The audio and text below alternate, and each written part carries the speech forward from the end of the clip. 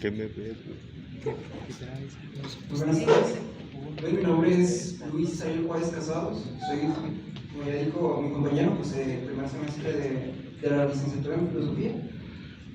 Bien, y como ya había presentado el tema, pues el tema a tratar pues ahora es sobre por así decirlo, la disputa que hay entre pues dos teorías fundamentales, ¿no? Acerca de una explicación sobre una primera causa, ¿no? En este caso pues tenemos al monismo, que postula una sola entidad causante de toda la realidad, y el pluralismo, que dice que hay distintos ítems, ¿no? Distintas unidades que causan toda la existencia, ¿no? Bien, como propósito, pues tengo en primer lugar primero, pues justificar un soporte fundamental causal primario. Como segundo propósito, pues tengo como mostrar pues, algunos atributos que pueden caracterizar a esta primera causa, ¿sí?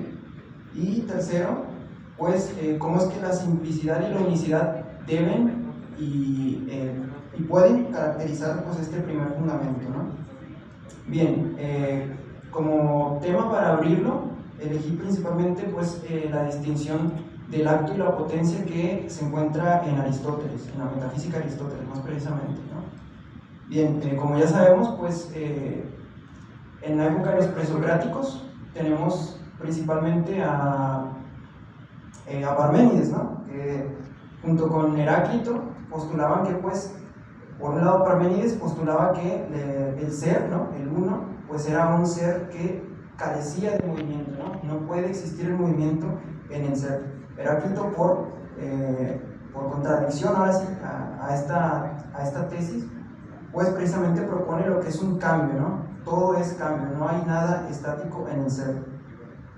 Bueno, lo que viene a decir Aristóteles es que precisamente sí que podemos hacer una distinción entre lo que está en acto y lo que está en potencia, ¿no? Precisamente Aristóteles, como es un realista, pues él lo que quiere es preservar lo que observamos, ¿no? Con nuestros sentidos. Experimentamos el cambio, por lo tanto, tiene que haber un cambio y ese cambio tiene que ser explicable, ¿bien? Por eso es que Aristóteles hace la siguiente distinción, ¿no? Primeramente es la distinción entre el ser en acto y ser en potencia, ¿sí? Por lo tanto, toda la realidad que observamos, pues observamos que hay entes que pueden estar cambiando, que están en constante movimiento, ¿no? Ahora bien, esto no puede ser, por así decirlo, infinitamente, ¿sí? Infinitamente hacia atrás, en el sentido temporal, ni tampoco en el sentido jerárquico, de una línea de sucesión causal infinita, ¿bien? Por lo tanto, Aristóteles plantea de que debe haber un primer motor inmóvil, ¿sí? Que no haya sido movido por nadie, pero que a su vez tenga que ser pues dinámico, ¿no? Tenga que ser la causa que permita y que ponga en acto a todos los demás seres. Bien, ahora bien, pues tenemos que precisamente el primer motor tiene que ser pues algo completamente actual, tiene que ser acto puro. Como es de esperar, pues podríamos empezar a describir en qué consiste este primer motor, nuestra primera causa. Y precisamente una de las cosas que yo estaba viendo al estar investigando pues, el tema, pues es que precisamente hay una teoría, ¿no? Que es muy sonada en filosofía de la religión, que vendría a ser la postura del teísmo clásico. El teísmo clásico lo que postula es que, pues evidentemente, hay el primer motor, bueno, es identificado con el Dios, ¿no? Con el Dios cristiano muchas veces, y es este Dios en el cual esencia y existencia, ¿sí? Son lo mismo, en el cual su naturaleza y él mismo son lo mismo, y en el cual sus atributos o sus propiedades junto con él son lo mismo. Bien, entonces, ¿cuáles son algunos atributos que podríamos decir que tiene esta primera causa? Bien, en primer lugar podríamos decir que es inmaterial. ¿Pero por qué es inmaterial? Bien, algunos de los argumentos que esgrimió Aristóteles es que la materia es infinitamente divisible en sí misma, ¿sí? Y aunque Demócrito haya dicho o Lucipo también hayan dicho que tiene que haber un nivel fundamental de la realidad, en este caso los átomos, pues en este caso nos dice Aristóteles que No podría ser así, porque de todas formas un átomo pues sigue teniendo un volumen, ¿no? Sigue estando extenso en una, vamos a decirlo así, en un espacio, ¿no? Entonces, si es extenso, es por definición divisible. No importa si postulamos entidades que no se puedan llegar a dividir como los átomos. Bien, entonces, también lo que vemos es que la materia pues es mutable, ¿no? O sea, la materia muta conforme va pasando el tiempo, ¿no? Entonces podríamos decir que la característica de ser mutable de la materia pues es algo que es intrínsecamente propio de la misma. Por lo tanto, pues el primer motor no puede ser material porque ya habíamos deducido que tiene que ser un acto puro, ¿sí? No puede ser, por lo tanto, material. Pero también nos encontramos en que es atemporal, ¿sí? Por lo mismo, como decía ya Parménides, ¿no? El ser no puede ir del no ser al ser, ¿sí? Por lo tanto tiene que ser básicamente, ¿no? Ser actual, no puede cambiar, ¿no? Entonces, por lo tanto, tiene que ser atemporal y también, pues, por consiguiente, también tiene que ser inmutable, ¿no? ¿Con qué más nos encontramos? Precisamente con algo que yo decidí titular como esencia y existencia. Es algo que también nos encontramos en toda la literatura de Santo Tomás de Aquino, en la obra de Santo Tomás de Aquino, precisamente en lo que dice, o él llega a explicar, que precisamente todos los seres, pues estamos, por así decirlo, divididos. Ahora sí, para que se me entienda bien, vamos a tomar el concepto de hombre, ¿no? ¿Cuál es la sustancia del humano, ¿no? Del ser humano? Bien, podríamos decir que es ser un ser racional. Eso es lo que vendría a ser la esencia de lo que significa ser humano, ¿bien? Pero evidentemente, pues esto sería algo, por así decirlo, muy general, ¿no? Puesto que existe una realidad material, ¿sí? Y precisamente porque la materia es divisible y puede llegar a formar diferentes cuerpos, por lo tanto la sustancia, o sea, la esencia, se podría decir, del ser humano, pues está dividido en muchas unidades, ¿no? Lo que vendría a ser, pues, cada uno de nosotros o cada uno de los objetos que se podría decir que tienen una esencia en sí. Bien, entonces, al Dios carecer de la composición materia y forma, ¿sí? Por lo tanto es menester que tanto su esencia, ¿sí? Lo que es Él, y su existencia, la forma en la que existe, ¿sí? Que recordemos que evidentemente su existencia no debe de ser contingente, no debe depender de ninguno más, por lo tanto tiene que ser necesaria, ¿sí? Entonces su esencia podríamos decir que es idéntica a su existencia. Otra cosa que también me gustaría poner pues es la omnipotencia. La omnipotencia se define como todo lo que alguien puede llegar a hacer, ¿no? El poder que tiene para llegar a hacer algo. Como nos referimos a la primera causa, ¿sí? Y vemos que evidentemente existe un mundo que ha sido creado, que tiene un principio, podríamos deducir que esta primera causa pues es omnipotente, tiene el poder para crear pues todo lo que vemos, ¿no?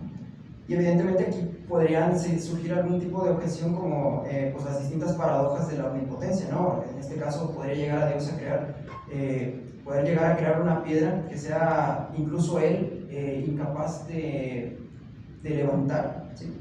En este caso pues no me voy a poner ahora sí que ir paradoja por paradoja, evidentemente, pero lo que puedo decir es que al menos como se define la omnipotencia, es un atributo que está pues ahora sí de manera completamente superlativa, ¿no? Se podría decir. O sea, no hay algo más poderoso que Dios, ¿sí? Por lo tanto, en este caso, pues el primer motor debe tener un poder grande, ¿no? Debe poder hacer todo lo lógicamente posible, todo lo que no entre en contradicción. Bien, también podríamos decir que es único, ¿sí? Este primer motor debe de ser único. Hay una parte que podríamos llamar el argumento de la prueba neoplatónica. Este argumento es esgrimido por un filósofo estadounidense llamado Edward Fesser. En su libro 5 pruebas para la existencia de Dios menciona lo que vendría a ser la prueba de la neoplatónica, ¿no? Precisamente, pues si conocemos a Plotino, él decía que pues del uno emanaban las diferentes realidades, ¿no? En este caso el mundo inteligible y el mundo de lo sensible, pues vamos a llamarlo así, era como que lo último que podría emanar, ¿no?, de este primer principio.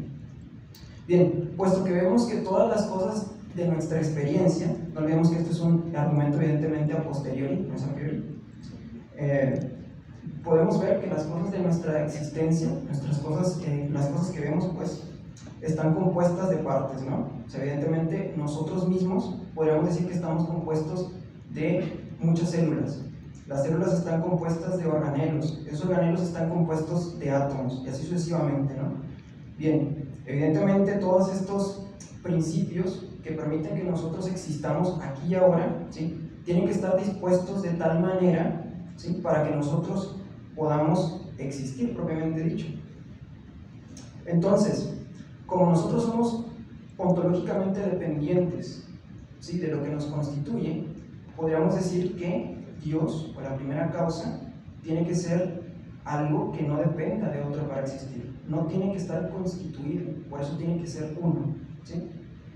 Entonces, podríamos decir que evidentemente este Dios podría ser identificado con el principio que también decía Plotino, ¿no?, con el uno. No está compuesto ni depende ontológicamente de nada. ¿Sí? Bien, ahora pasando ya al último punto para al menos sustentar más o menos lo que vendría a ser pues, mi tesis. Tengo el último punto titulado como simplicidad y como aceidad. ¿Sí? Para lo que puse aquí es, de acuerdo al teísmo clásico, Dios es radicalmente distinto de cualquier otro ser creado. En esencia, este primer motor carece de partes metafísicas o constitutivas ontológicas. Lejos de ser esto una característica negativa, es estrictamente algo positivo. Dios está libre de composición, materia, forma, acto de potencia y de esencia e existencia.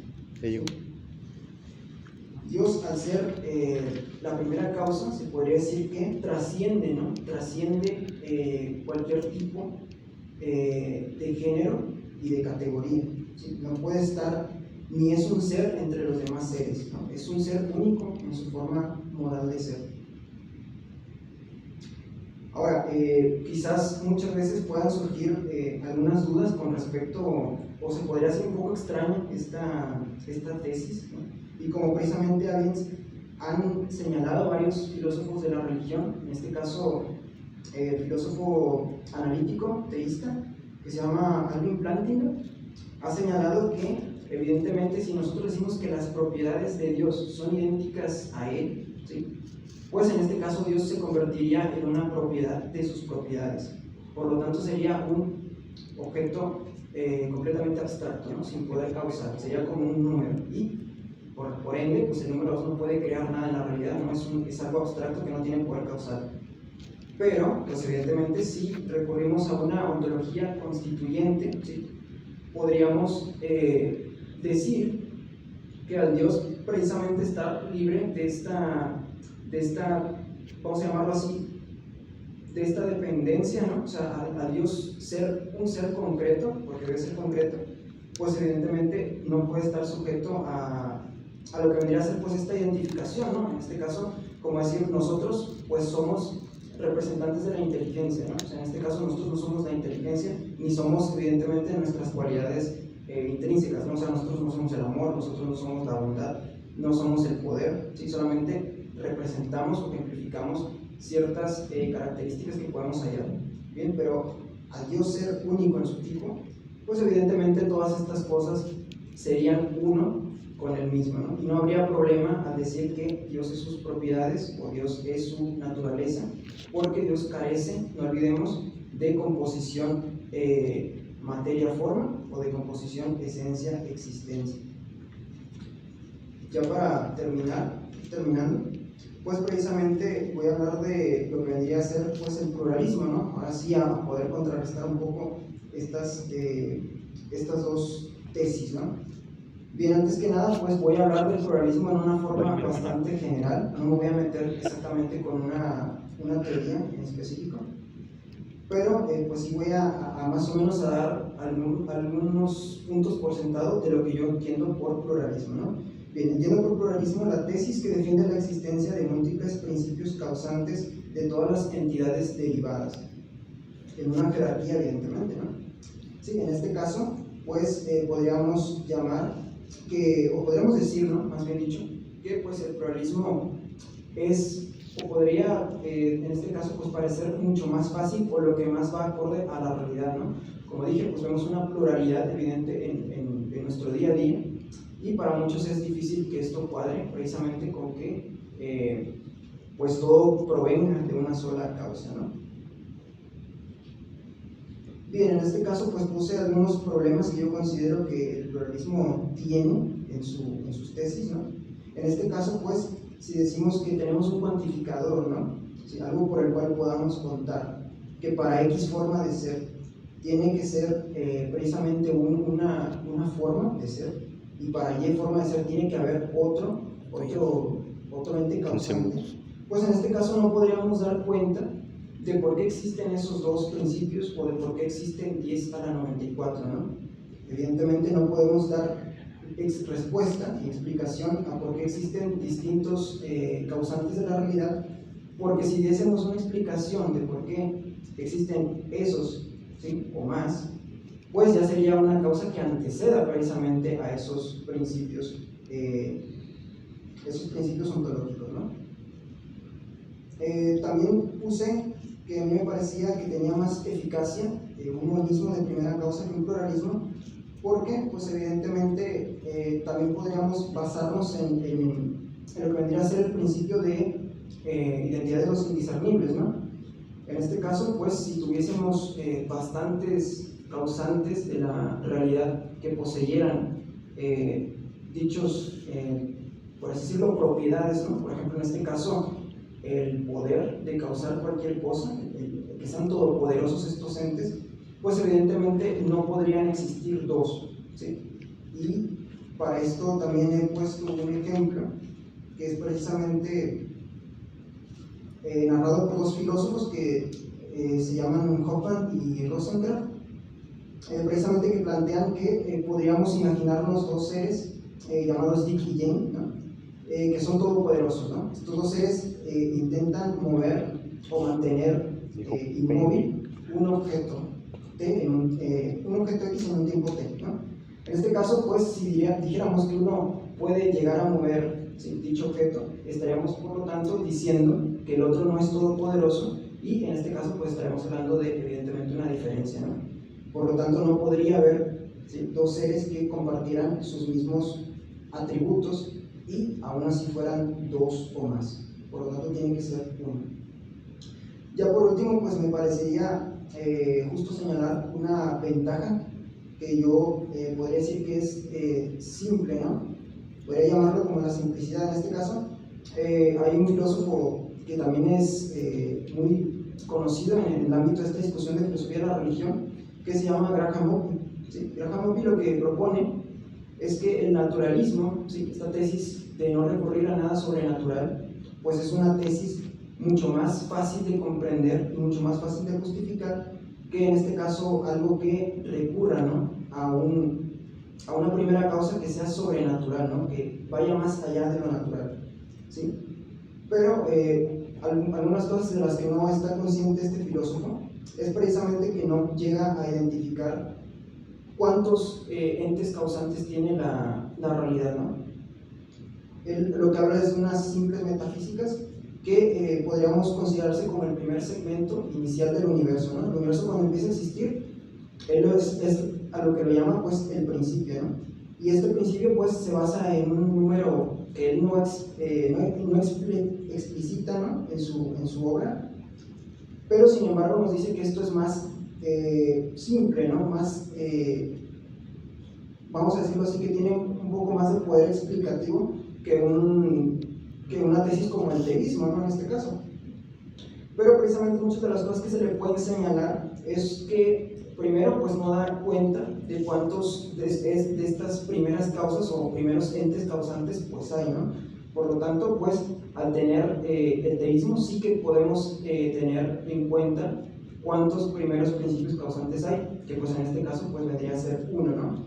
Y el naturalismo, al menos este naturalismo al que me estoy refiriendo, pues no los tiene, ¿no? E incluso pues también ignora muchos de los aspectos fundamentales de la realidad que pues van más allá, ¿no?, de la simple materia, como en este caso la moralidad, ¿sí?, la mente, lo que vendría a ser también algunos principios abstractos. ¿Sí? Por lo tanto, pues creo que es preferible, al menos optar por una tesis que sea más rica en su explicación sobre la realidad. Y pues ya también, como a forma de cerrar, podría pues decir que al menos mi posición, ¿no?, con respecto a esto, pues no es precisamente apoyar, ¿no?, así a 100% las tesis de Santo Tomás o de distintos teístas. De hecho, yo tampoco estoy completamente seguro de que Dios en este caso pues deba ser una persona, ¿no? Sí, por lo tanto, pues al menos aclarar que no estoy completamente de acuerdo con esta tesis, pues, más sin embargo, todo lo que he mencionado, pues sí lo sigo sosteniendo, ¿no? Pienso que es la mejor manera de poder explicar la realidad. Muchas gracias.